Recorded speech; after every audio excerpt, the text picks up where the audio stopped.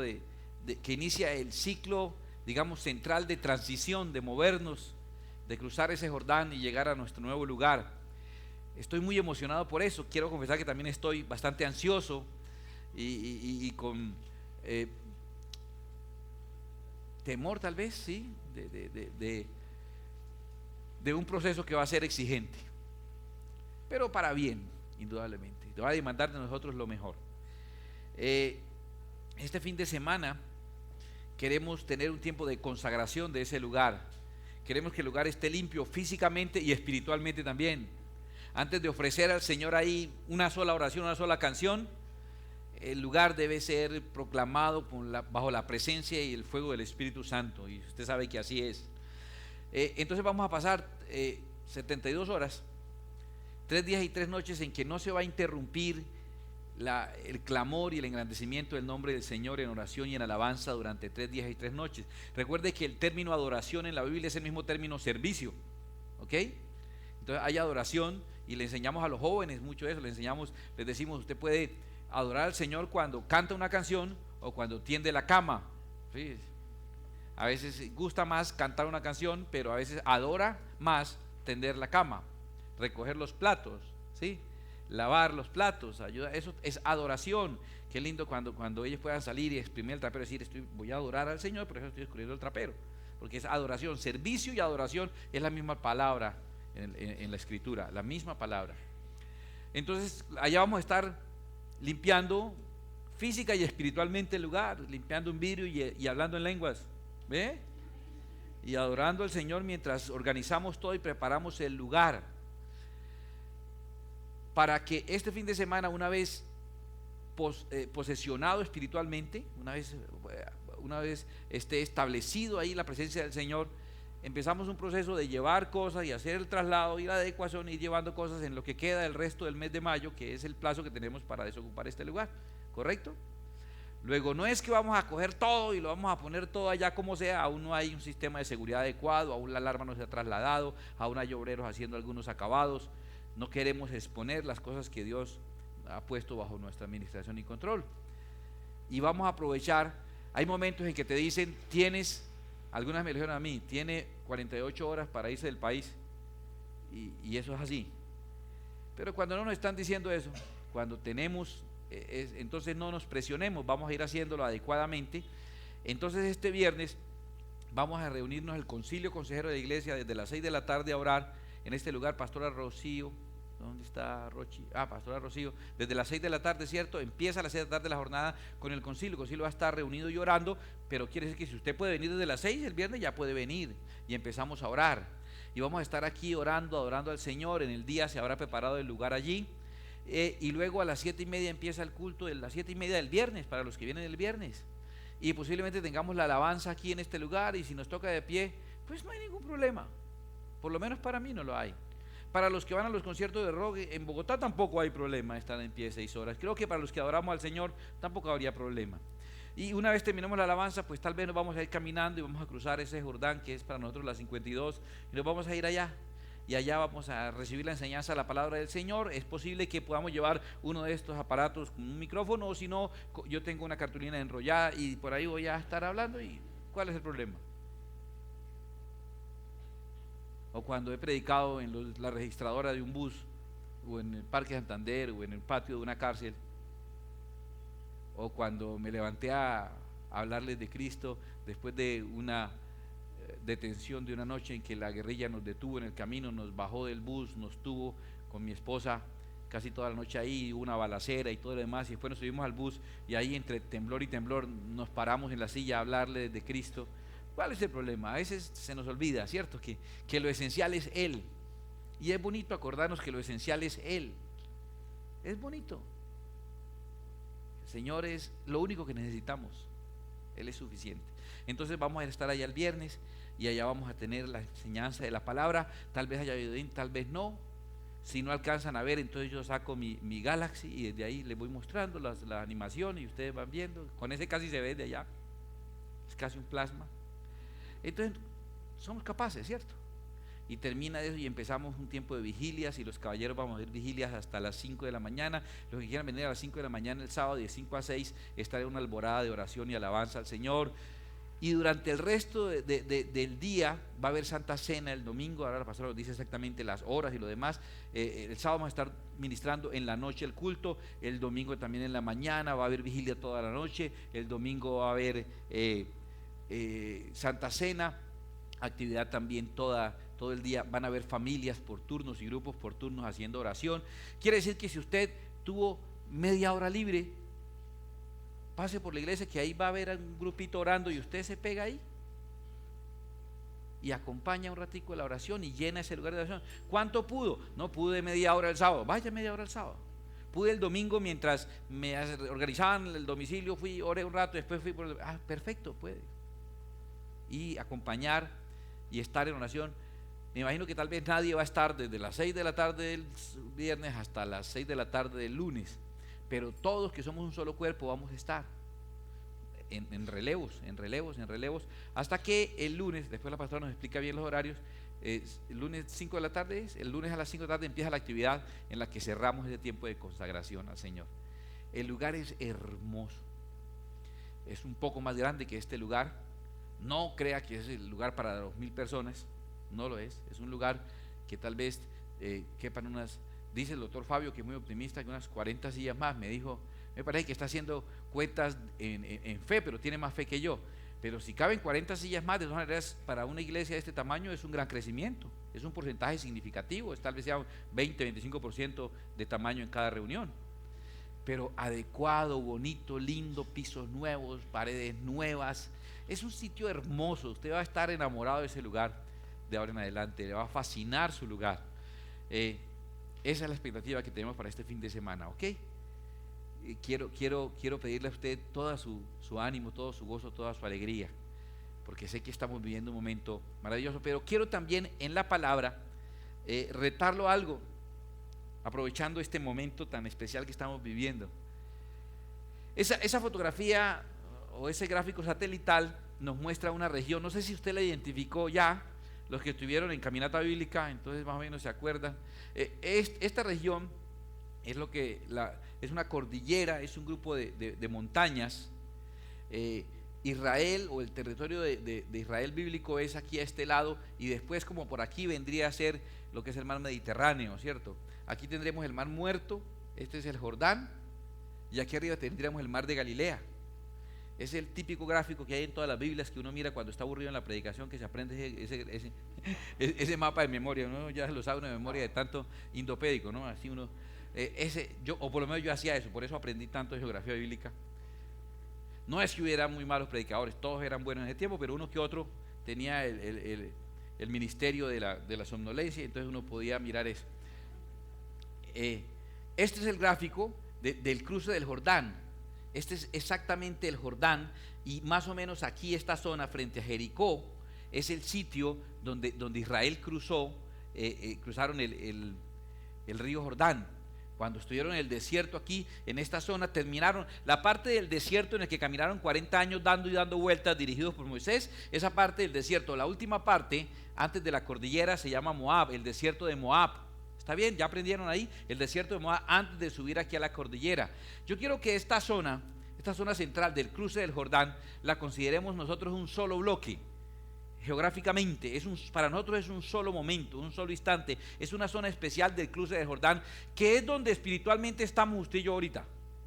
Para que sepas a qué atenerte y cómo manejar tu vida y cómo ponerte en línea a lo que Dios está haciendo. Esa es un solo bloque, esa zona. Mira lo que ocurrió. El pueblo de Israel transitó toda la parte del desierto durante 40 años dando vueltas, y terminaron la parte del desierto en esa zona que se llama Moab, y de Moab subieron a esa cordillera hasta un monte que se conoce con el nombre del monte Nebo. Actualmente se llama el monte Jabal al-Nabá, pero el nombre bíblico es no Nemo, sino Nebo. El monte Nebo, ahí en la parte alta, ahí subió Moisés. Ahora vamos a ver qué pasó en ese monte. Quiero contarles que después de que llegaron a ese monte Nebo, es donde inicia esa zona especial de la que vamos a hablar ahora. Después de eso, Israel continuó su recorrido, bajaron del monte, recorrieron el valle, bajaron al río Jordán, subieron del río Jordán porque lo pasaron en seco y entraron y se ubicaron en el lugar que estudiaremos el fin de semana, porque ya es el lugar del lado de allá, que es Gilgal. Hoy estamos parados en el monte Nebo, espiritualmente hablando. ¿Y eso qué significa? Ahorita le explicamos, pero por ahora entienda. Espiritualmente hablando, nosotros como congregación, usted como familia, usted como cristiano, hoy está parado en el monte Nebo. Después de un proceso de dar vueltas y dar vueltas y dar vueltas y terminar en Moab, subió hasta el monte Nebo y hoy estamos en el monte Nebo y hay cosas para hacer en el monte Nebo. El viernes vamos a bajar al valle, vamos a cruzar el Jordán en seco y vamos a ubicarnos en nuestro Gilgal espiritual. ¿Qué significa? Pues venga el fin de semana. Si no, entonces no tiene idea de queda perdido en el desierto. No se preocupe, otros 40 años. Así que más, es mejor que ponga atención. Voy a explicarte un poquitico. La Biblia nos dice qué pasó allí. Hoy vamos a explicar nuestra ubicación al final de Moab. Subimos del desierto de Moab. Sí, estuvimos 40 años en el desierto de Moab cuando salimos de Egipto. ¿Recuerdas? Salimos de Egipto, cruzamos el Mar Rojo. Salimos de Egipto cuando nos convertimos, cruzamos el Mar Rojo cuando nos bautizamos y estuvimos en el desierto de la formación del carácter de nuestros procesos, 40 años dando vueltas. Terminó ese proceso en el desierto de Moab, escalamos el monte Nebo y vamos a ver qué nos dice la Biblia que ocurrió en el monte Nebo. Deuteronomio capítulo 34 nos cuenta qué pasó en ese monte y qué ocurre en ese monte. Permítame, yo le leo si usted prefiere. Dice: subió Moisés de los campos de Moab. ¿Ya lo tiene? Para usted eso es clarito, usted ha ido muchas veces allá. Ese es su barrio, pues usted sabe eso de memoria. Subió Moisés de los campos de Moab al monte Nebo. ¿Entendió esa partecita? Usted puede dar una clase de geografía, claro. Porque es que el desierto donde ellos estuvieron termina en los campos de Moab y ahí empieza la cordillera y ahí uno escala y llega hasta el monte Nebo. Toda la vida he estado por ahí, eso lo conozco, memoria como la palma de mi mano, dijo el mocho. Dice, a la cumbre del Pisga, que es esa cordillera. Escuche, que está enfrente de Jericó. Eso también usted lo sabe, ¿cierto? Eso quedó ahí, ¿dónde? Enfrente de Jericó, que está enfrente de Jericó. Y le mostró Jehová toda la tierra de Galaad hasta Dan, todo Neftalí y la tierra de Efraín. O sea, escuche, le está dando los nombres que esas tierras tuvieron después, que es los nombres de las tribus, ¿correcto? Como está contando a posteriori, realmente lo que Moisés vio no fue las tierras de Neftalí, la tierra de Efraín. No vio eso, ¿cierto que no vio eso? Porque no la habían poseído. Correcto. Es como que usted diga, y vino mi tatarabuelo y se ubicó allá en las montañas del oriente de Bucaramanga y vio todo lo que es la Ciudadela y Cabecera y la parte del centro, y cuando eso no había nada de eso, ¿cierto? Es una manera de hablar desde el posterior. Entonces dice, de Neftalí, la tierra de Efraín, de Manasés, toda la tierra de Judá, hasta el mar occidental, el Negev y la llanura, la vega de Jericó, ciudad de las palmeras hasta Zoar. Está describiendo. Hay una cosa curiosa con Manasés. Por favor, ayúdeme que no me va a olvidar Manasés, ¿vale? Al final, ustedes no van a permitir que se me olvide Manasés. Les voy a decir por qué no se puede olvidar Manasés. Y le dijo Jehová, esta es la tierra que juré a Abraham, a Isaac y a Jacob, diciendo, a tu descendencia la daré.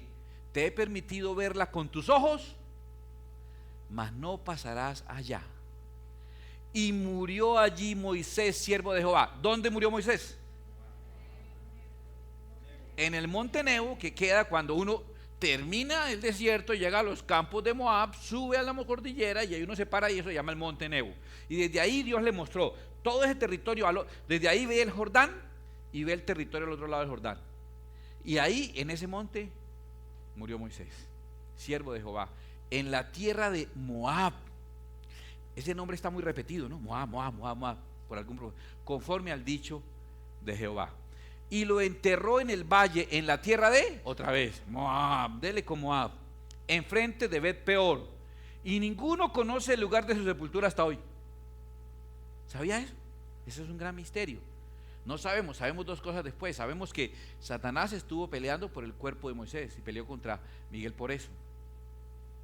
Pero también sabemos que ganó, porque después en la transfiguración aparece Moisés, Elías a reunirse con Jesús.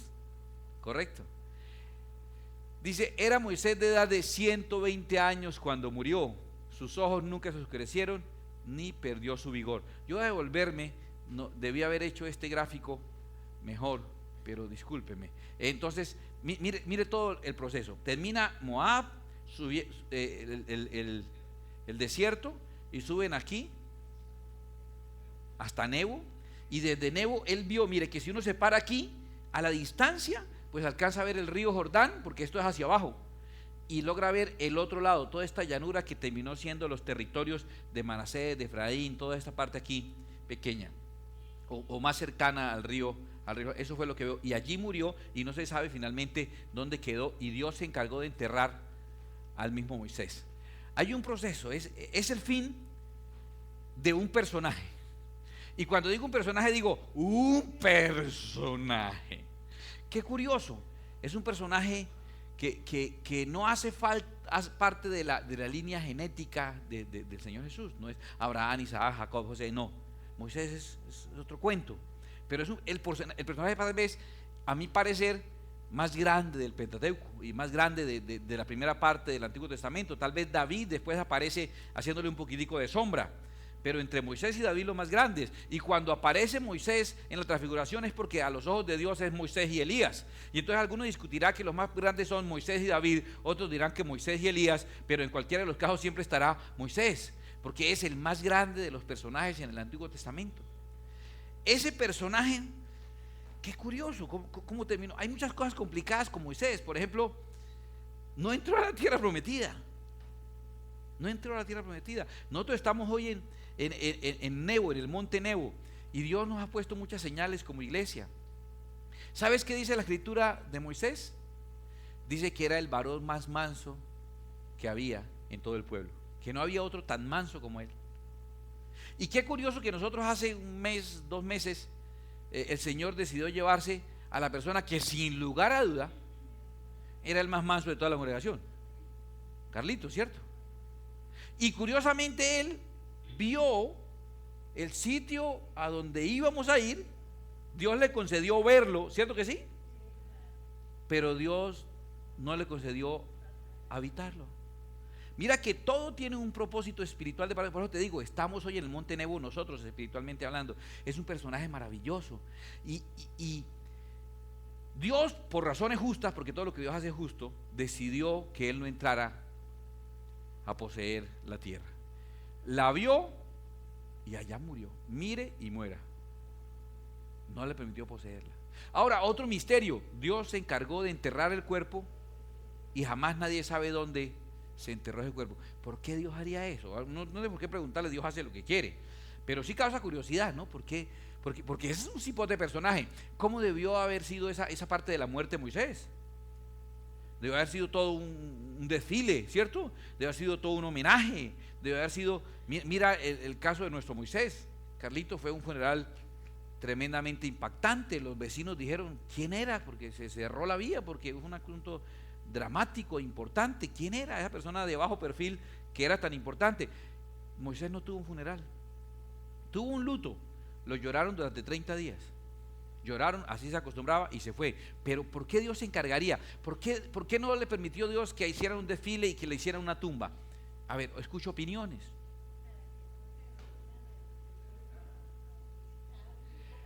Correcto, porque conocía el corazón del pueblo de Israel. El pueblo de Israel, durante 400 años que estuvo en Egipto, creó en sí una tendencia idólatra, porque los egipcios eran idólatras. Recuerdan que en el tiempo del desierto una vez lo mordían las serpientes y Dios le dijo a Moisés que levantara una serpiente de bronce.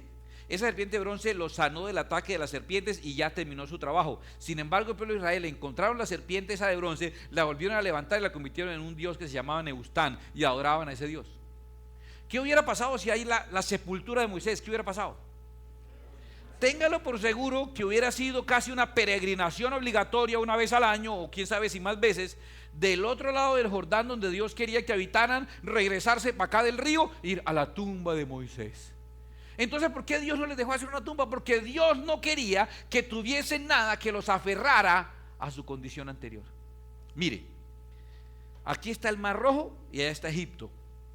Dios, esta frase me gustó mucho, Dios sacó en unos cuantos días a Israel de Egipto, pero se demoró 40 años en sacar a Egipto de Israel. ¿Estás entendiendo? Ellos todavía estaban aquí varios años después y decían, ¿Se acuerda cuando estábamos en Egipto? Las ollas de caldo, la comida, eran esclavos. ¿No se acuerda de lo bueno? Las parejas que están en conflicto se van a divorciar y ven todo lo negativo. Y después cuando ya les pasa la rabia, se acuerdan solo de lo positivo. Ay, me acuerdo de... Uno es selectivo en lo que se recuerda. Ellos están acordándose de la esclavitud y dicen, ay, las ollas de caldo. Sí, la señora hacía muy bonito caldo, muy rico caldo. ¿Se acuerda que le estrellaba la olla en la cabeza? El señor ese sí la felicitaba por el caldo, pero se acuerda que no daba ni para la cebolla, ¿sí? Ya no se acuerda uno de eso cuando es allá el tiempo de esclavitud. Desde este lado les parece que es una maravilla. Entonces Dios procuró que no hubiese en el tiempo del desierto nada que los amarrara a Egipto. Pero ahora en la siguiente fase, aquí está el río Jordán y allá está la tierra prometida, está Canaán. Dios está asegurando que en esta fase tampoco haya nada que los amarre a esta etapa para que puedan pasar a la siguiente página, al siguiente momento. ¿Están entendiendo? Y cuando muere Moisés, no solamente muere Moisés, cuando muere Moisés termina todo un concepto. Escúchame, todo un concepto, todo cambia. Ahí está Israel acampada, en ese dibujo está Israel acampando alrededor del tabernáculo. ¿Lo está viendo? Dentro del tabernáculo, ¿sabes qué está? El arca de la alianza. Hay 3 tribus a la derecha, 3 tribus a la izquierda, 3 tribus arriba y 3 tribus abajo. Están las tribus. Usted imagina todos esos judíos armados, bravos, más peligrosos que un tiroteo en un ascensor, bravos, peleones, ellos todos furiosos. ¿Quién puede entrar a tratar de robarse el arca? ¿Alguien podría al menos tocarla? Ellos cuidaban el arca. Esa fue la última vez.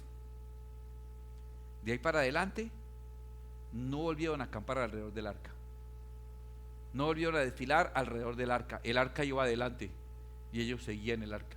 Cambió la forma en que marchaban. Tremendo. Ellos durante todo el tiempo estuvieron guardados por una columna de fuego y una nube. 40 años a la pata de una nube. Cuando la nube se movía, ellos se movían. ¿Recuerdan eso? Así era. Resulta que cuando llegaron a este momento, la nube se metió en el tabernáculo y no volvió a salir nunca más. Y Dios le dijo a Josué: Jehová tu Dios estará contigo donde quiera que tú vayas. Le dijo: hasta ahora yo les marcaba el camino, ustedes seguían, pero a partir de hoy usted me marca el camino y yo lo sigo. Wow. ¿Cambio o no cambio? Las cosas fueron totalmente distintas. Dese cuenta que las cosas cambiaron radicalmente, los conceptos cambiaron, todo fue diferente. Cuando llegaron allá a Gilgal, cesó el maná que habían comido, la dieta cambió, la estructura cambió, los líderes cambiaron. Hubo un cambio maravilloso en ese momento. Todo cambió con la muerte de Moisés. Todo cambió. Pero recuerda que Moisés, ¿dónde murió? ¿Dónde dice que lo sepultó el Señor? En Moab. Te voy a contar lo que la Biblia dice de Moab en Jeremías 48:11. Mira, hablando de Moab, la Biblia dice, ¿quién era Moab? ¿Alguien recuerda quién era Moab?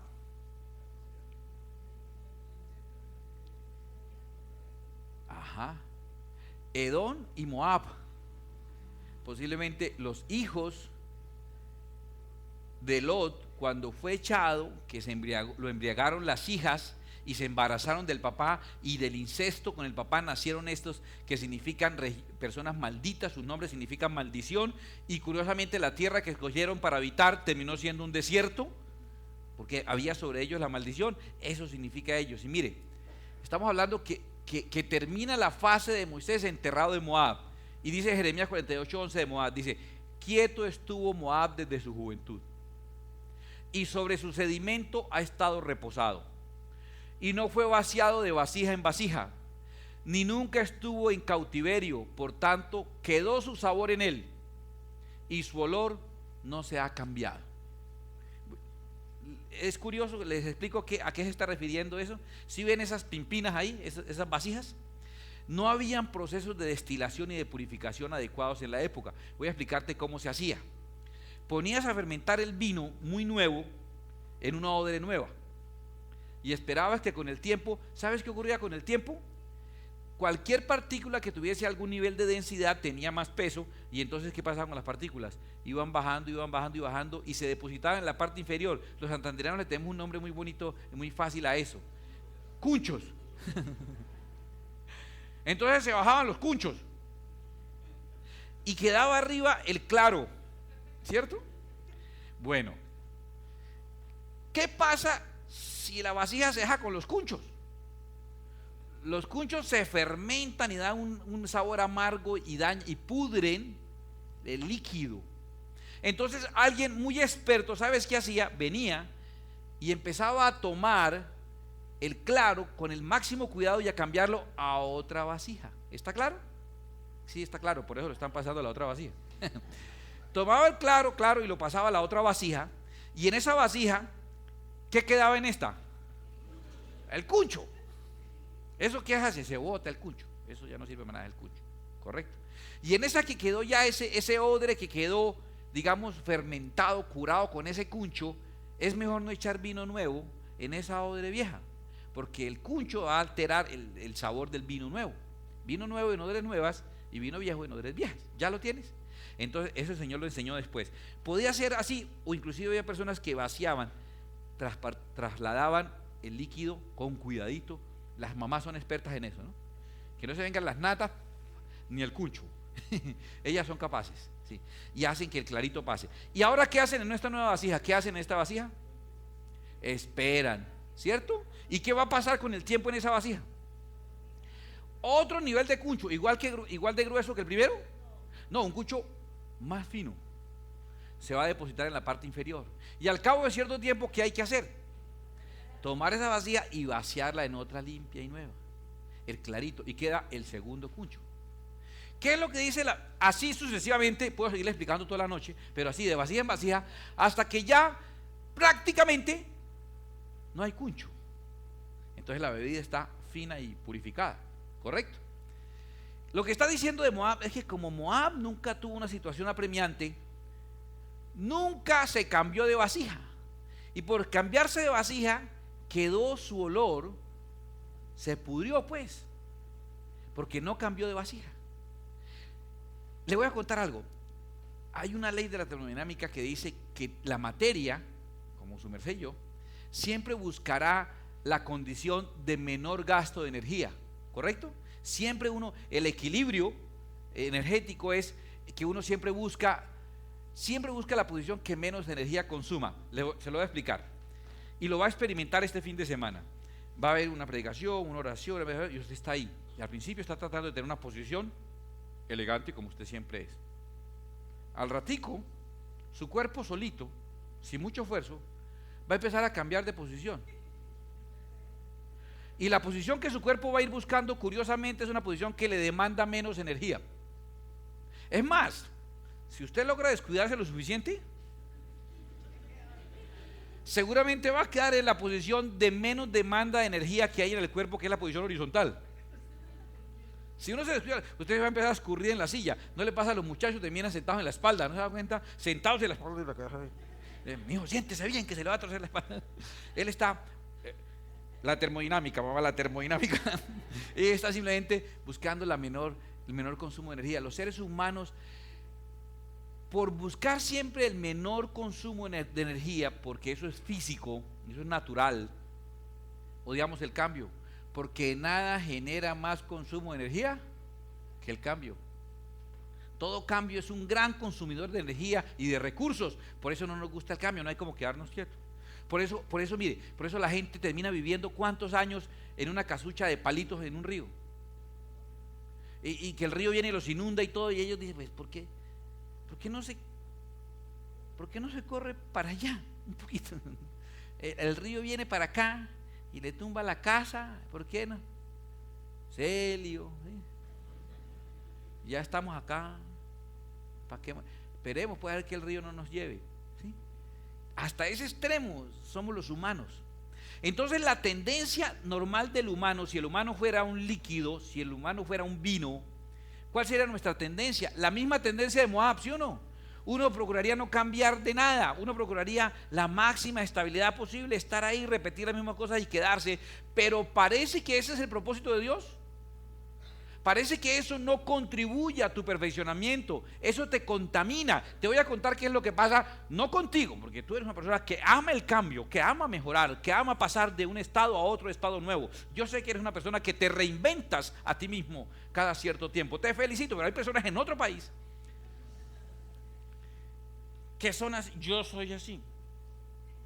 Desde chiquito he sido así. Siempre he hecho las cosas de esa manera. Mi abuelo lo hacía así, o sea, lleva 3 generaciones ahí con los cunchos. ¿Sabes qué le pasa a esa persona? Con tantico que lo muevan o le peguen o lo sacudan, se le revuelven los cunchos. ¿Sí o no? Con tantico, ya él había mejorado. Estaba viniendo a la iglesia y salía como medio flotando. Flotando. Ya se le notaba la diferencia. Ahora es más transparente. Ay, él cómo ha mejorado. ¿Hasta que qué? Hasta que se le revuelvan los cunchos y vuelve a ser el mismo de antes y peor.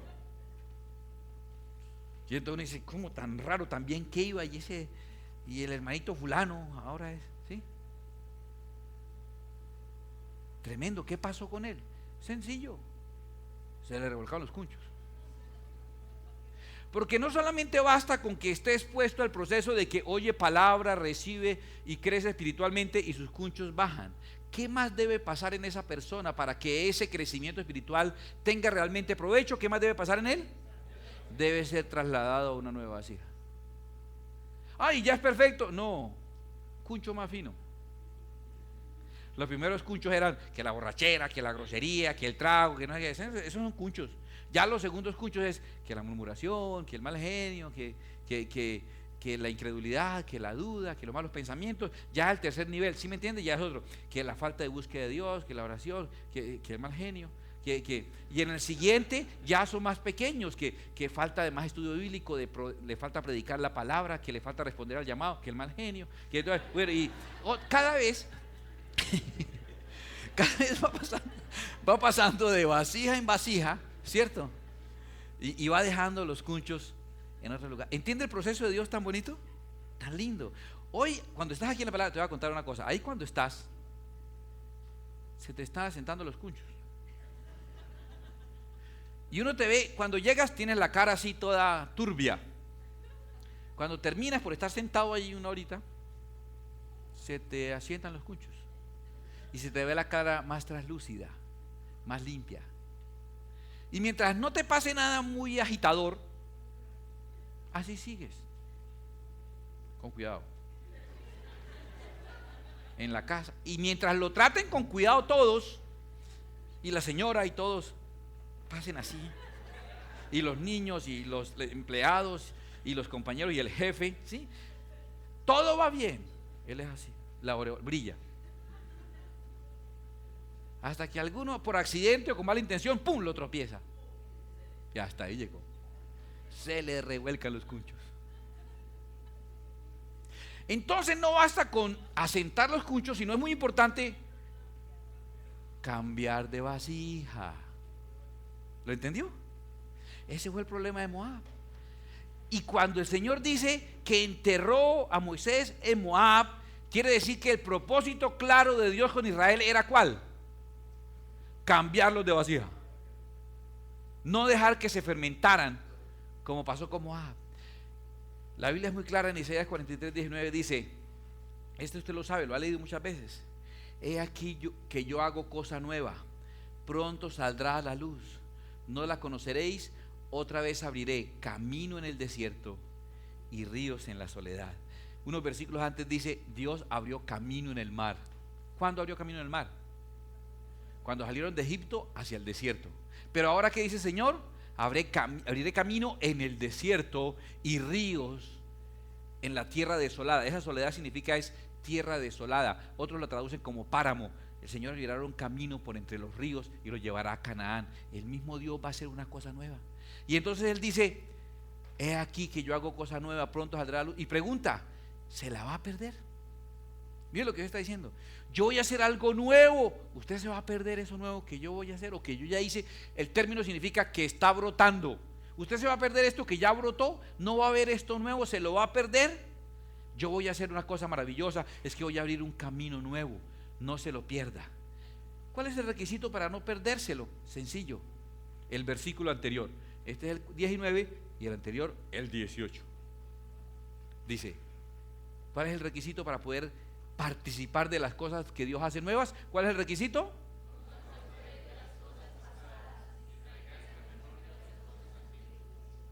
El requisito para participar de las cosas nuevas es salir de la otra vasija y entrar a la vasija nueva. Si no eres capaz de pasar la página, no vas a disfrutar de lo nuevo. Mira, ahí están los dos. Juan 14:24 dice: de cierto os digo que si el grano de trigo no cae en la tierra y muere, queda solo, pero si muere, lleva mucho fruto.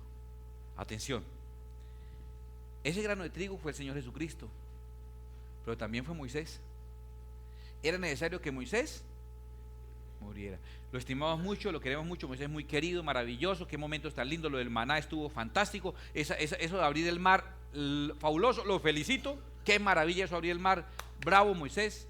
Bravo cuando la serpiente de bronce como. Bravo cuando usted habla. Cuando bajó con la ley Moisés, quedamos fascinados. Su cara iluminaba. Cuando usted bajó con las tablas de la ley, una maravilla Moisés. Qué momentos los que vivimos. Qué momentos los que vivimos. Pero es necesario que ese Moisés maravilloso, bueno o malo, momentos positivos y negativos, es necesario que muera. Porque si no muere, no va a haber cambio. Se queda estancado en la vasija. Y cuando no hay cambio, yo quiero decirte una cosa. Si tú no eres una persona que aprendes a cambiarte de vasija mentalmente, emocionalmente, espiritualmente, si no eres una persona que eres capaz de salir de una etapa y entrar a la otra realmente, hay una condenación para ti. Si no aprendes a morir, te voy a decir cuál es tu sentencia. Vas a quedarte solo. Vas a quedarte solo. Si alguien decidió quedarse al lado allá del Jordán, pues se queda solo, porque los demás van a pasar. ¿Te acuerdas que les dije que no dejaran que me olvidara de Manasés? Uno no debe olvidar Manasés. ¿Por qué? Porque Manasés significa olvido. Esa palabra significa olvido. Unas tribus, 2 se hicieron a este lado, 9 se hicieron al lado de acá. Hubo una tribu que quedó mitad acá y mitad acá. Es la tribu de Manasés. Qué curioso que en los dos lados del Jordán, la única tribu que siempre estuvo presente es la tribu cuyo nombre significa olvido. Mira, ¿qué es lo que te estoy diciendo? Dame tu atención un momento, por favor, porque yo no quiero que tú termines solo en tu vida. Te voy a decir algo que es fundamental. No voy a extenderme mucho, ya lo vas a recibir. Escúchame. En el nombre del Señor te digo esto. O aprendes a olvidar, o te quedas solo. Señora, ya le dije a los señores, o aprende a olvidar, o se va a quedar sola.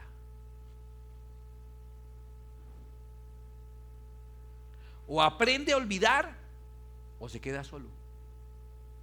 Si aprende a olvidar, va a llevar mucho fruto, porque cuando el grano de trigo cae a la tierra y muere, este lleva mucho fruto. Su vida no es fructífera porque no ha sido capaz de enterrar a Moisés. Yo le quiero contar algo. ¿Sabes por qué no has sido capaz hasta ahora de enterrar tu pasado? Bueno o malo. Hay algunos que viven de las glorias pasadas, otros viven de las tragedias pasadas, pero es pasado de todas maneras. Voy a explicarte por qué no has podido superarlo. Porque lo has enterrado con tus fuerzas. ¿Te acuerdas que Moisés mató a un egipcio? ¿Y quién lo enterró? Moisés. ¿Y qué pasó? Es desierto, es arena. Enterró el egipcio, ¿y qué pasó? Le quedó mal enterrado. ¿Cierto que le quedó mal enterrado? ¿Por qué le quedó mal enterrado? Porque de alguna manera se enteraron y lo vieron ahí desenterrado. Dijeron, este fue el que mató. No enterró bien el egipcio, porque lo enterró Moisés con sus fuerzas. ¿Qué pasó con el cuerpo de Moisés? ¿Alguien lo encontró? ¿Alguien sabe dónde está? ¿Por qué? Porque lo enterró Dios. Bien enterrado. Hasta ahora has tratado de avanzar con tu vida, pero hay cosas que te han quedado mal enterradas.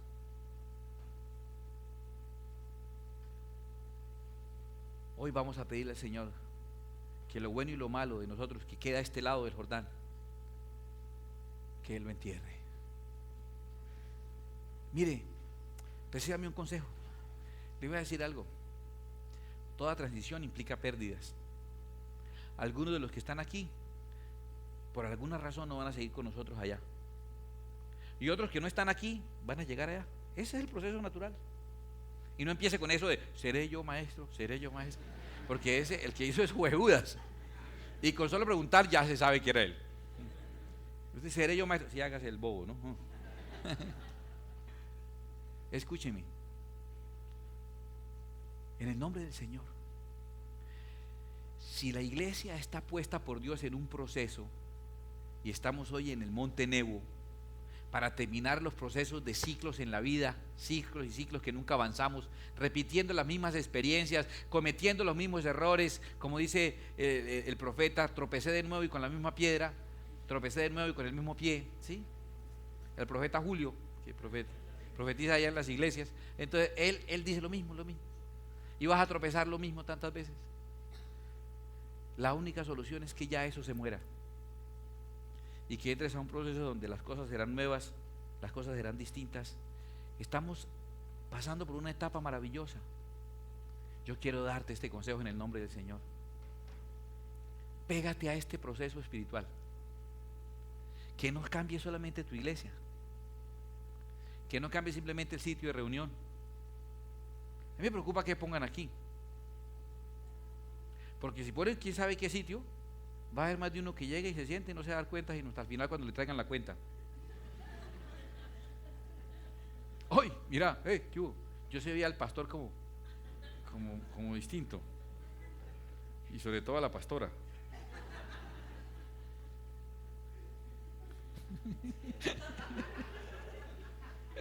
El que lo entendió. ¿Cierto? La gente dice, ¿qué es ahora? No se va a dar ni cuenta. Yo de ti, ¿sabes qué haría? Aprovecharía este momento para realizar cambios en mi vida, porque está ocurriendo un cambio espiritual dictado por Dios. Pues yo me pego a ese momento. Voy a pegar mi empresa a ese momento, voy a pegar mi vida a ese momento, voy a pegar mi matrimonio a ese momento de cambio. Estos son días para generar cambio. Estos son días para aprovechar que Dios está enterrando, para decir, entierre también este pasado mío, entierre también estos errores. Es un momento para aprovechar el cambio. Aprovéchalo porque viene de arriba. Lo que tú has enterrado te queda mal enterrado. Aprovecha que Dios está haciendo chambas. Y pasa por ahí disimulado. No vi nada, no pasó nada. Que cuando Dios tape no lo destapa nadie. Llegó el momento de reiniciar. Déjame aconsejarte, replantear tu empresa, replantear tu negocio, replantear tu empleo. Déjame aconsejarte estos días para cambiarte de habitación, para cambiar de look, para pegarte una voladita de luna de miel con tu esposo, con tu esposa, una nochecita en algún lado y empezar algo distinto. No hay mejor momento para empezar algo nuevo que cuando Dios está haciendo algo nuevo. Este es el momento de dejar morir tu pasado. Ese es el momento de pasar la página. ¿Habrá que llorar 30 días? Sí. Dios no quiere que seamos hipócritas. Yo lloraba por la partida de Carlito y me decía, pero usted sabe que él está con el Señor. Y entonces, ¿por qué llora? Porque yo no. Ni estoy con el Señor, ni Él está conmigo, ni Carlos está conmigo. Entonces lloro por eso. Para mí va a ser duro pasar por aquí y ver, no sé, el letrero de qué, o ver las puertas cerradas, o darme cuenta cuando estoy frente a la entrada que, aquí no es, ¿cierto? Y ver ahí 4 o 5 que, sí, que también se equivocaron. Y ver qué pase, no sabemos qué pase. Son muchos años. Tal vez lloremos 30 días, pero seguimos adelante y lo enterramos o se lo entregamos al Señor para que Él lo entierre. ¿Tienes cosas que te gustaría entregarle a Dios para que Él las entierre? Este es el mejor momento. Dios está haciendo chambas. Este es el mejor momento de pasar una vasija nueva sin esos cunchos. ¿Para qué? Escúcheme. Sí, lo tumbaron. Sí, lo tumbaron. Esa platica se perdió. Con acordarse, la va a recuperar. ¿Usted cree? Se le dijo, se le advirtió.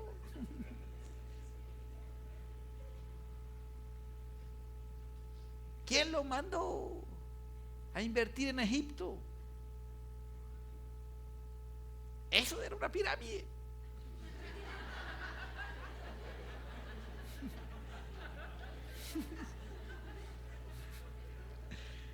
¿Quién nos mandó?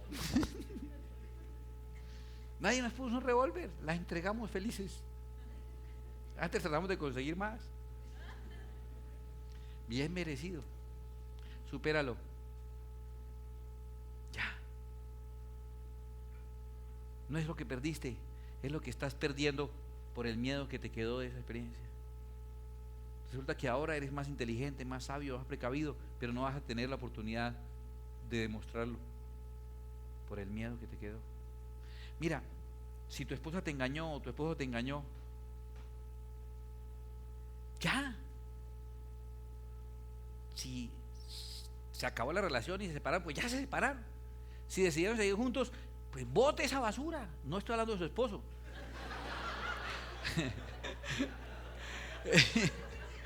No malinterprete.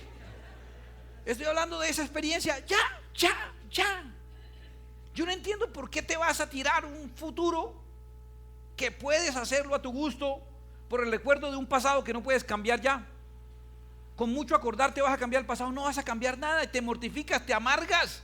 Ya, deje esos cunchos en la otra vasija, pase a una vasija nueva, por favor. ¿Sabes qué quiero ya en esa iglesia? No quiero un templo nuevo, quiero una iglesia nueva. Quiero una congregación de gente nueva que ya deje. Mire, le voy a invitar a que deje sus cunchos acá, por favor.